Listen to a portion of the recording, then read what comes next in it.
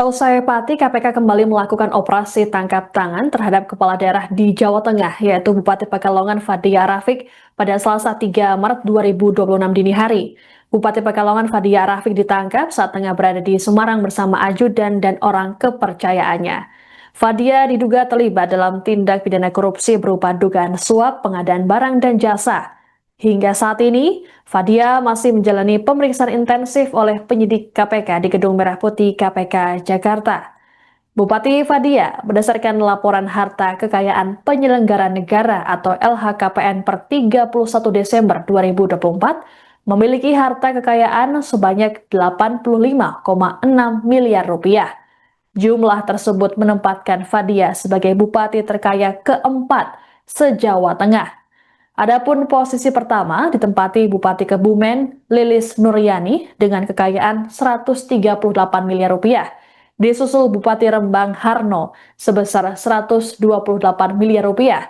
Kemudian di posisi ketiga ada Bupati Batang Faiz Kurniawan dengan harta 112,6 miliar rupiah.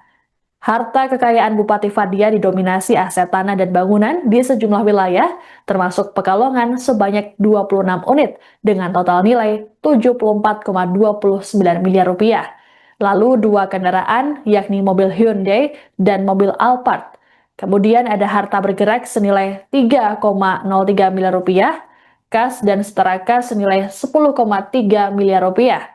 Bupati Fadia juga tercatat memiliki utang senilai 3,2 miliar rupiah.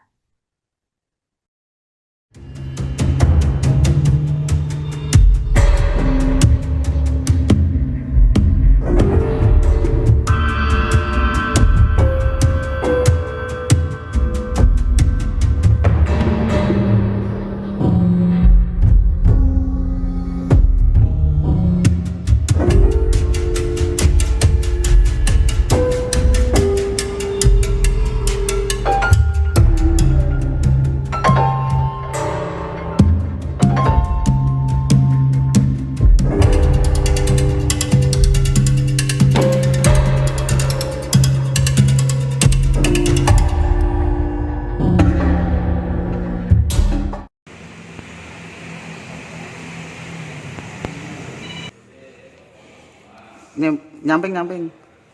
Nah.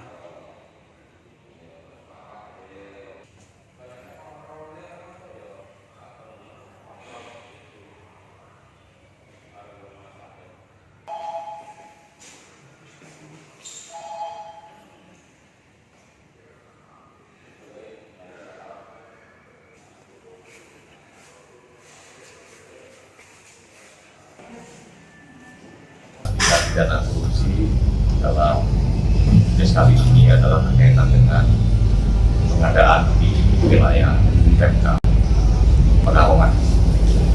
Kemudian kami juga ingin menyampaikan bahwa tim saat ini masih terus melakukan pencarian kepada pihak-pihak terkait lainnya, dan kami juga mengimbau agar para pihak dimaksud.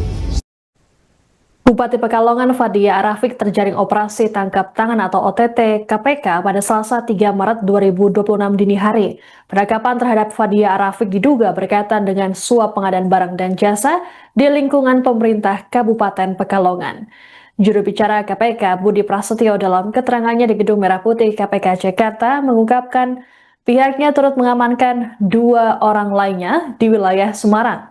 Mereka adalah ajudan dan orang kepercayaan Bupati.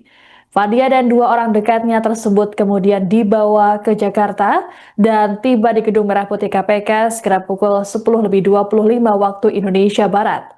Meski begitu, kedatangan mereka luput dari pantauan awak media lantaran melalui jalur basement.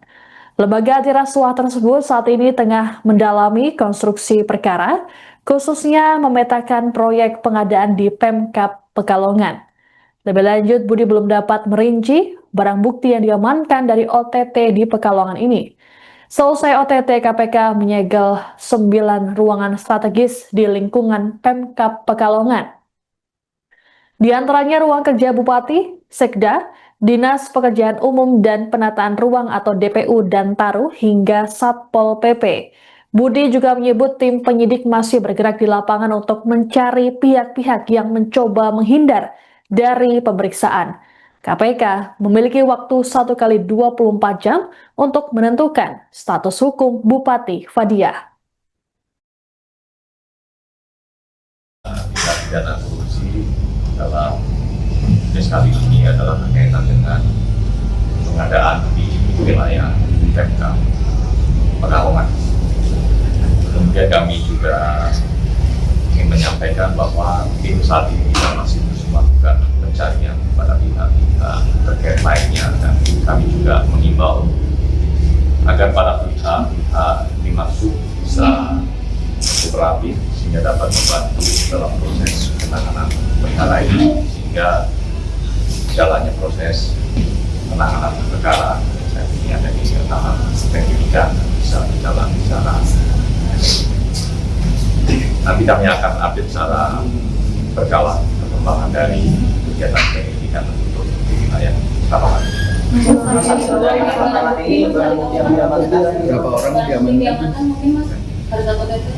Termasuk barang bukti nanti kami akan sampaikan secara lengkap apa saja, karena memang tim saat ini sudah masih ada yang di lapangan sedang melakukan pemeriksaan kepada beberapa pihak di pemerintah Kabupaten Pekalongan dan juga beberapa pihak swasta lain.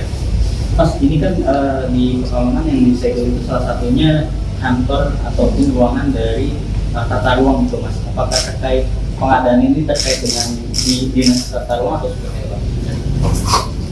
Terkait dengan pengadaannya, ini sudah masih akan terus di dalam, karena ini sedang berlangsung juga permintaan keterangan kepada sejumlah pihak di Pekalongan, yaitu kepada pihak-pihak di dinas Kabupaten Pekalongan, sehingga nanti kami akan sampaikan secara lengkapnya ini terkait dengan pengadaan di dinas mana saja. Perusahaan ini kan ada 3 orang, 3 orang itu mengajukan dari bekerja itu ada pensiun status. Kan apakah kemungkinan ini kaitannya dengan legislasi kalau juga akan dibawa? Yang pertama, pihak-pihak yang dibawa di Jakarta pada pagi hari ini, yang pertama Bupati dan orang sebagainya, dan juga dan yang diamankan di wilayah Semarang. Kemudian yang saat ini sedang dilakukan pemeriksaan secara intensif dengan di Pekalongan. Ini nanti kita akan perkembangannya kemudian juga kita dibawa ke Jakarta seperti apa, kita akan sampaikan perkembangannya. Yang pasti tim saat ini sedang melakukan pemeriksaan pada para pihak karena memang keterangan yang diberikan dan pasti akan membantu dalam proses penyidikan kembali. Mas, tadi kan Mas Budi sempat bilang ada beberapa pihak yang diminta untuk kooperatif. Apakah pada saat operasi tangkap tangan ini ada pihak yang mencoba kabur, Mas, atau melarikan diri?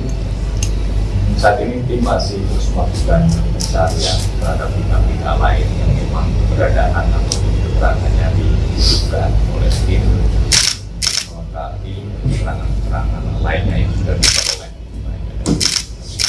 sudah dibawa ke Jakarta maupun ke pihak-pihak yang saat ini sedang melakukan pemeriksaan. Kalau